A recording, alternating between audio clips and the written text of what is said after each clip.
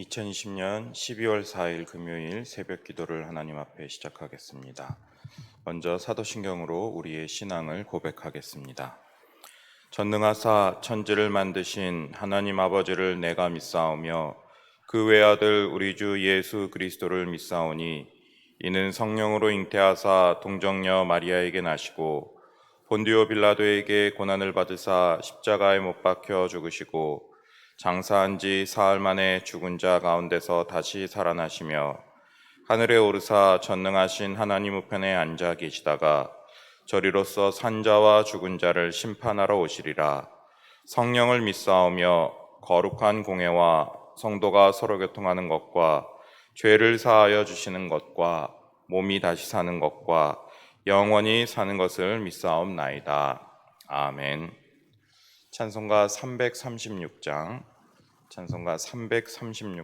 환난과 핍박 중에도 함께 찬양하시겠습니다.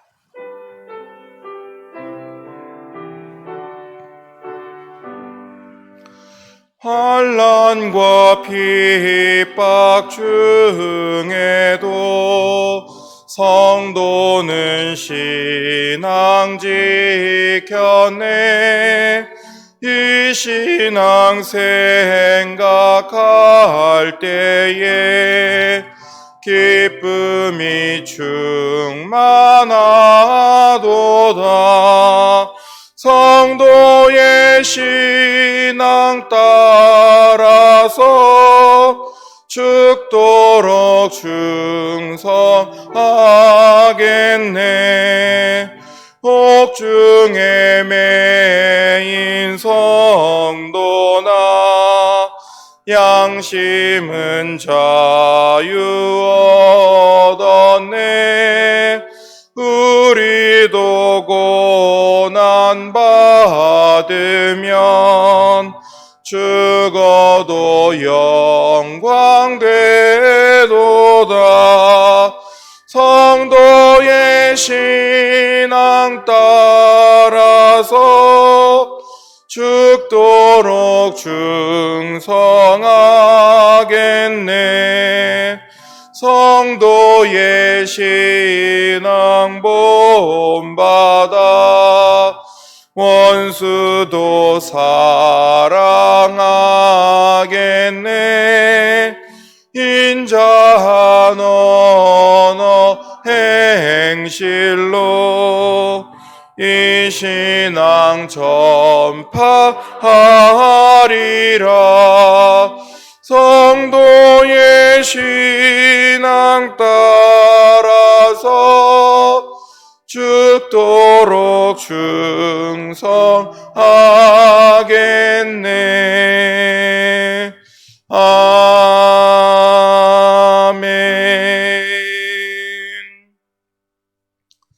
하나님 말씀은 구약성경 다니엘 8장 14절로 27절까지의 말씀입니다. 구약성경 다니엘 8장 14절로 27절까지의 말씀, 성경 1247면에 있습니다. 구약성경 다니엘 8장 14절로 27절을 저와 여러분이 한 절씩 교독하겠습니다. 8장 15절부터 27절입니다. 나 다니엘이 이 환상을 보고 그 뜻을 알고자 할 때에 사람 모양 같은 것이 내 앞에 섰고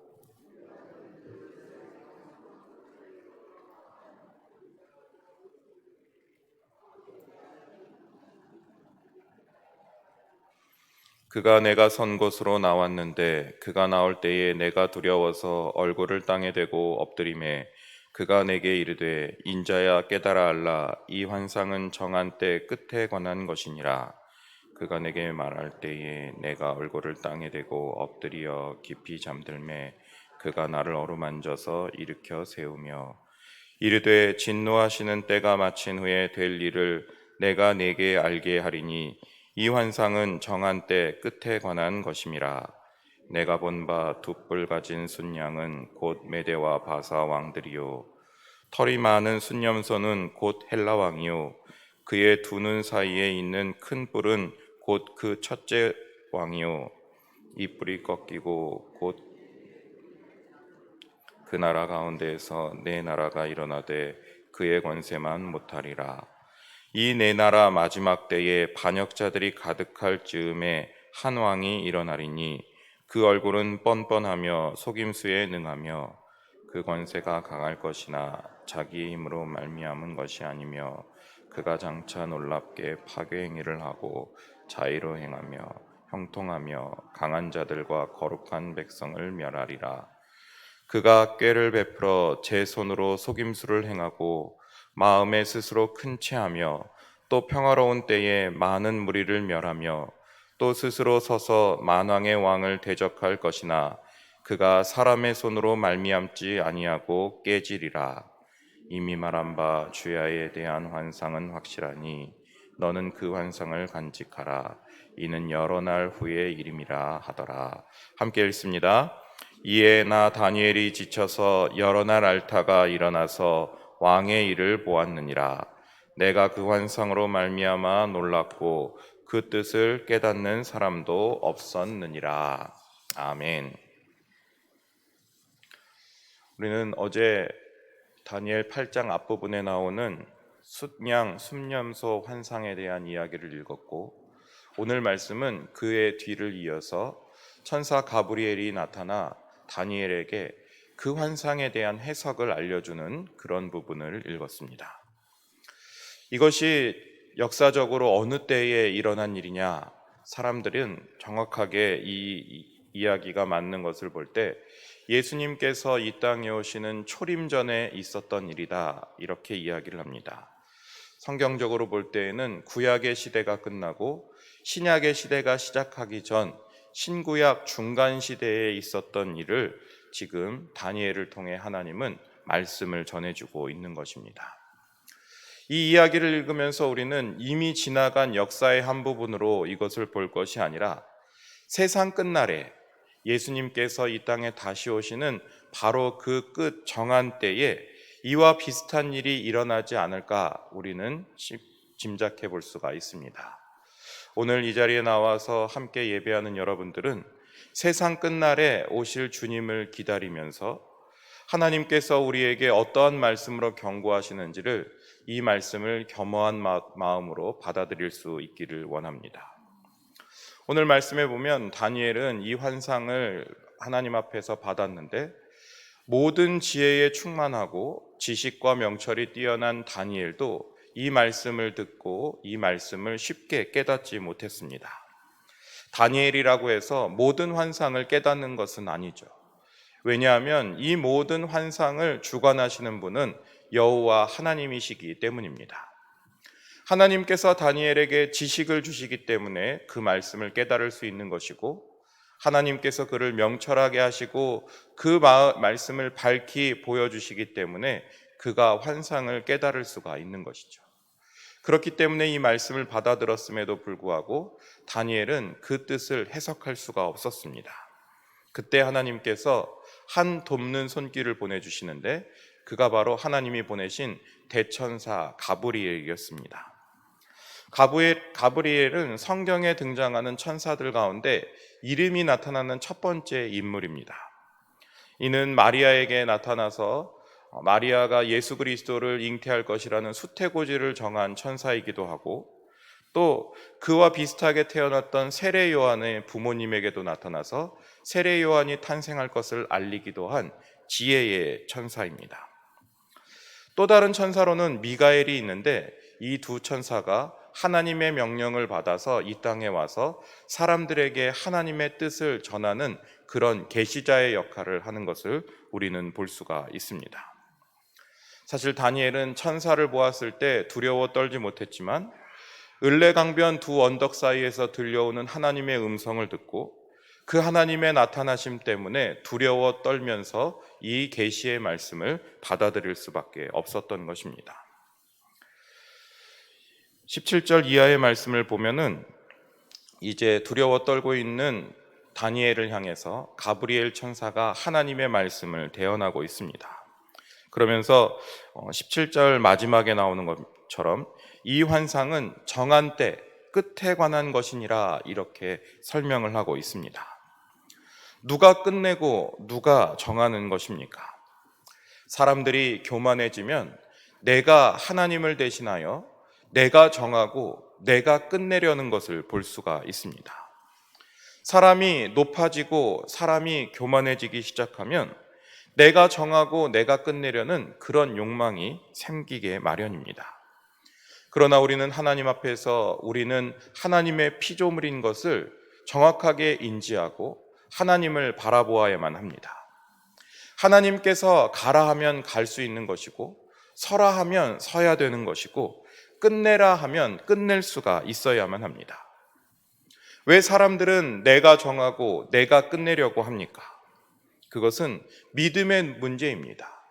내가 하나님보다 더 잘할 수 있을 것 같고 이것 정도는 내가 감당할 수 있을 것 같은 그런 작은 욕심과 교만이 우리 마음속에서 꿈틀대고 있을 때 우리는 하나님을 제쳐놓고 내가 정하고 내가 끝내려는 그런 욕심에 휩싸이게 되는 것입니다. 하지만 하나님께서 다니엘에게 들려주신 말씀은 하나님께서 이 세상 모든 만물의 주관자가 되시기 때문에 주님께서 정하시고 주님께서 끝내실 수 있다 말씀하고 있습니다.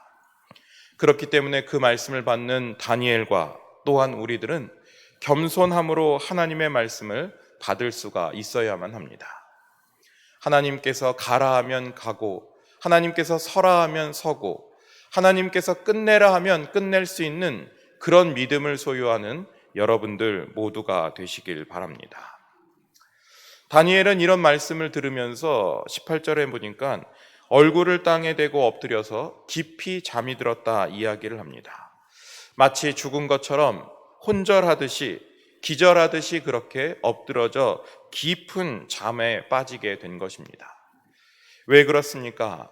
사람으로서는 감당할 수 없는 하나님의 현현을 보았고 그리고 하나님께서 이 다니엘에게 들려주시는 은혜의 말씀을 들었기 때문에 다니엘은 그 깊은 은혜 때문에 그냥 주저앉아 깊은 잠에 들 수밖에 없었던 것입니다. 마치 엘리야가 그랬던 것이죠.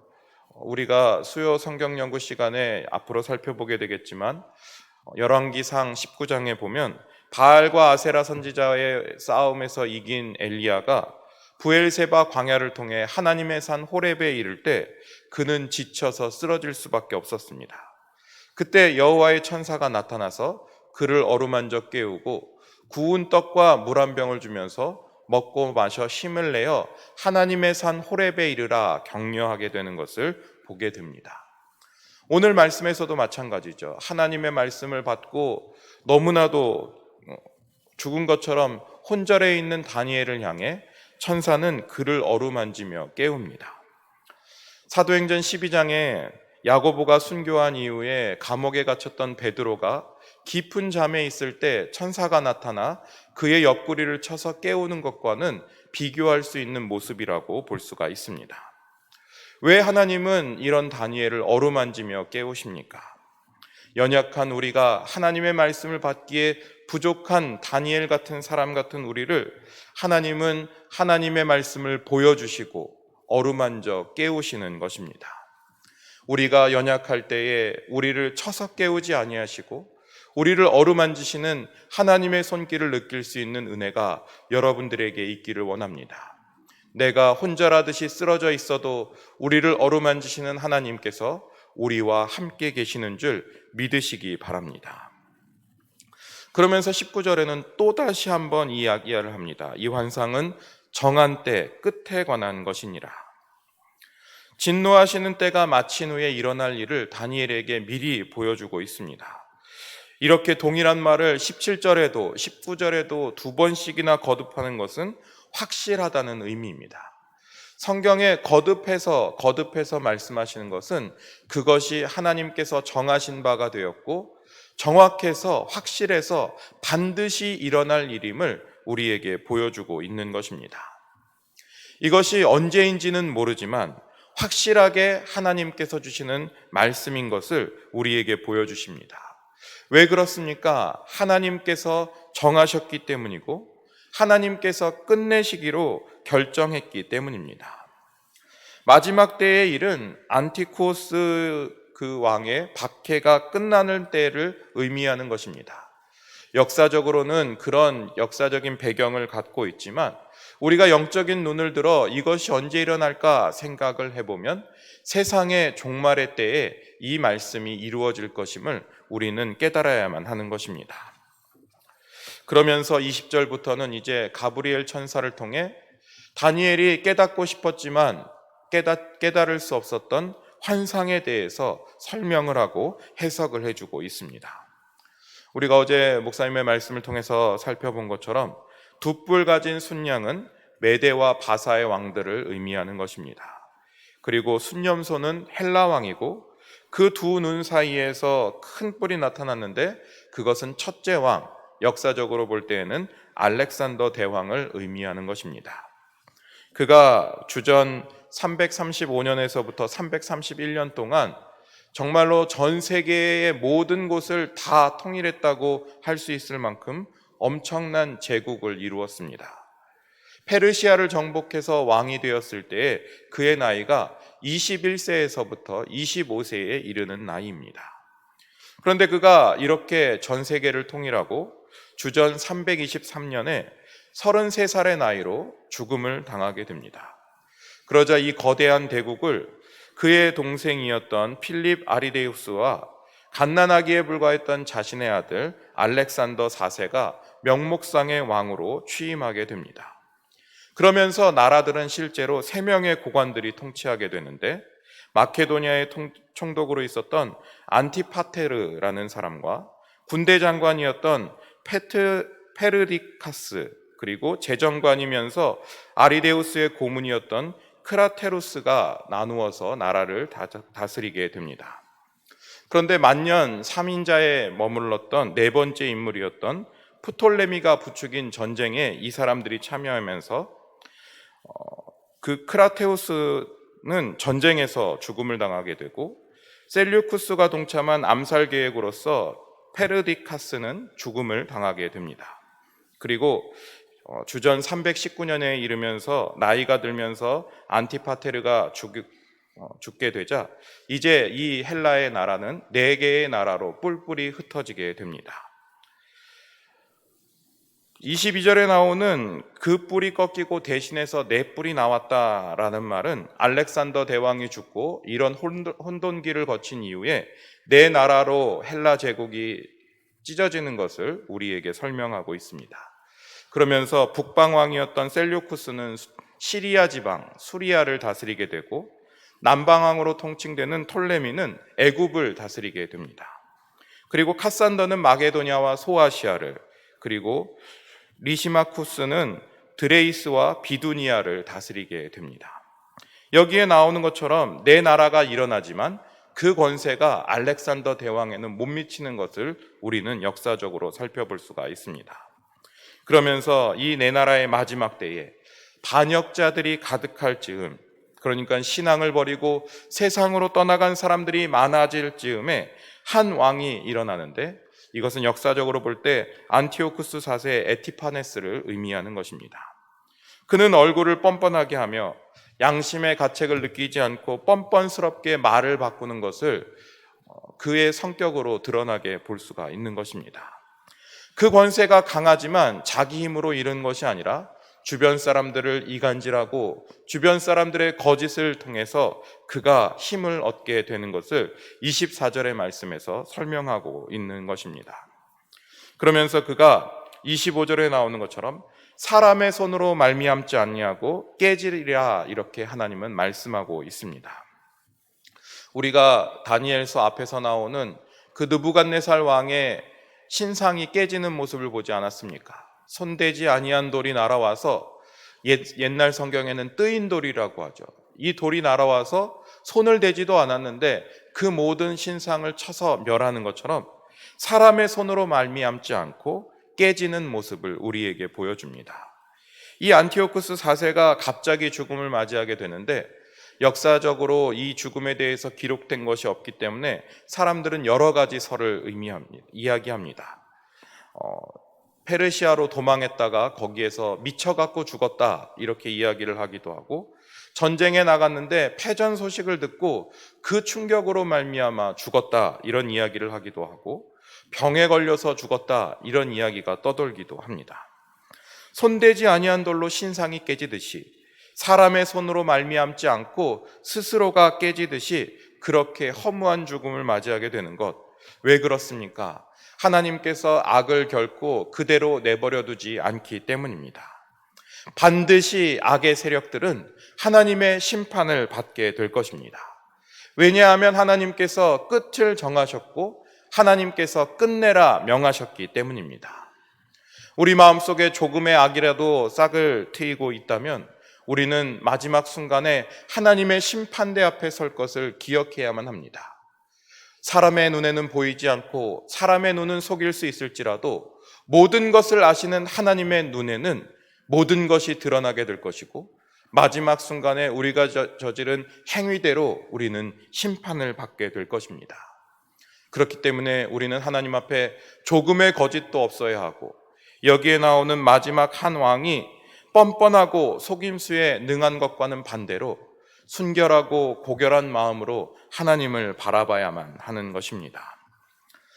마지막 26절에 보면은 이미 말한 바 주야에 대한 환상은 확실하다, 하나님은 다시 한번 이야기를 합니다. 그렇기 때문에 이 환상을 간직해라 명령을 하십니다. 왜냐하면 시간이 지나면 이 모든 말씀을 사람들은 잊을 수 있기 때문입니다. 역사적으로 보면 다니엘이 죽은 이후에 이런 일들이 일어나게 된 것은 적어도 400년이 지난 이후의 일입니다. 이렇게 오래 걸리는 일을 왜 다니엘을 통해 하나님은 말씀하고 계십니까? 누군가를 통해 이 말씀이 전달되고 하나님의 말씀이 살아있다는 것을 우리에게 알려주시기 위해 이런 말씀을 다니엘을 통해 남겨두신 것입니다. 환상을 잊지 않고 그때를 기다리는 것, 남겨진 우리들의 몫입니다. 27절에 나오는 것처럼 다니엘은 이제 영적인 체험으로 지쳐서 여러 날을 앓게 됩니다.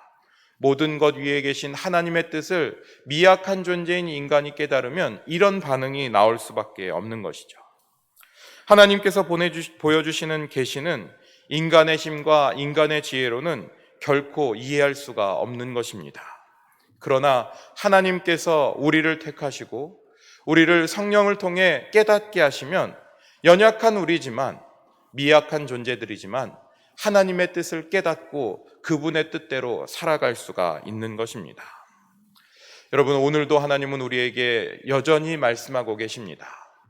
오래전 다니엘에게만 말씀하신 것이 아니라 지금 2020년을 살고 있는 우리에게도 말씀하십니다.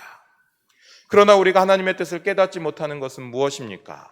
우리가 다니엘처럼 기도하지 못하고 다니엘처럼 성령 충만하지 못하기 때문에 하나님의 뜻을 깨닫지 못하는 것은 아닙니까? 여러분, 성령 충만하시기 바랍니다. 다시 한번 거듭 말씀드립니다. 성령 충만하십시오. 하나님의 말씀을 깨달으시기 바랍니다. 인간의 역사를 보면 악이 득세하는 것처럼 보이고 그 악이 우리의 힘으로 통제가 불가능한 것처럼 보이지만 궁극적으로 하나님의 역사 앞에서 악은 발붙일 곳이 없습니다. 하나님께서 끝을 정하시고 하나님께서 말씀하시면 그 악은 멸망하게 될 것이고 하나님의 백성은 반드시 승리하게 될 것입니다. 고난을 끝까지 견디면 승리 주시는 하나님이 우리와 함께 계심을 우리는 믿어야만 하는 것입니다. 이 환상의 때가 오래 걸리더라도 반드시 그리고 확실하게 이루어질 것을 믿기 때문에 우리는 믿음을 가지고 기다려야만 합니다. 우리가 해야 할 일은 이 하나님의 말씀이 반드시 이루어질 것을 믿으며 하나님께서 정하신 때가 되면 하나님이 그 일을 반드시 이루실 것이라는 믿음을 가지고 매일매일 믿음 안에서 성실하게 살아가야만 하는 것입니다. 오늘 하루도 하나님께서 주실 은혜를 기대하면서 하루하루 믿음 안에서 성실하고 겸손하게 살아가시는 성령 충만한 여러분들 모두가 되시길 바랍니다. 함께 기도하겠습니다. 은혜가 많고 풍성하신 사랑의 주님, 참으로 감사합니다. 하나님께서 다니엘에게 가브리엘 천사를 통해 하나님의 환상을 깨닫게 하셨던 것처럼 이 시간 우리에게도 말씀하여 주시고 성령 충만함을 허락하여 주시어서 하나님의 뜻을 깨닫게 하여 주시옵소서. 말씀을 붙들고 살아가고 기도를 하며 살아가는 사랑하는 주의 백성들에게 이 시간 말씀하여 주시옵소서. 성령 충만함을 허락하여 주시옵소서. 마지막 때에 악이 득세하는 것처럼 보이고 마지막 때에 하나님의 백성들이 다 멸절하는 것처럼 보인다 할지라도 하나님의 심판대 앞에 서면 모든 악은 낱낱이 드러나고 속임수와 뻔뻔함이 가득한 모든 악들은 멸망하게 될 줄로 믿습니다. 하나님의 백성에게 승리를 허락하여 주시옵소서. 우리가 마지막 때를 살아가면서 하나님 그때를 기다릴 수 있는 겸손함과 믿음을 허락하여 주시어서 이 험악한 세상 하나님을 붙들고 살아가며 승리하는 성령 충만한 주의 백성들 되게 인도하여 주시옵소서. 이제는 주님께서 가르쳐 주신 기도를 드리고 예배를 마치도록 하겠습니다. 하늘에 계신 우리 아버지여, 이름이 거룩히 여김을 받으시오며 나라가 임하시오며 뜻이 하늘에서 이루어진 것 같이 땅에서도 이루어지이다. 오늘 우리에게 일용할 양식을 주시옵고 우리가 우리에게 죄 지은 자를 사하여 준 것 같이 우리 죄를 사하여 주시옵고 우리를 시험에 들게 하지 마시옵고 다만 악에서 구하시옵소서. 나라와 권세와 영광이 아버지께 영원히 있사옵나이다. 아멘. 계속해서 기도할 때 오늘의 말씀을 붙들고 기도하시고, 특별히 오늘은 금요일입니다. 전도와 선교를 위해 기도하는 날입니다. 코로나 때문에 상황이 어려워진 선교지 그리고 선교사님들을 기억하시면서 하나님께서 특별한 은혜와 특별한 도우심을 주시기를 바라는 그런 기도를 드리겠습니다. 우리 주여 한번 부르짖고 함께 기도하도록 하겠습니다. 주여!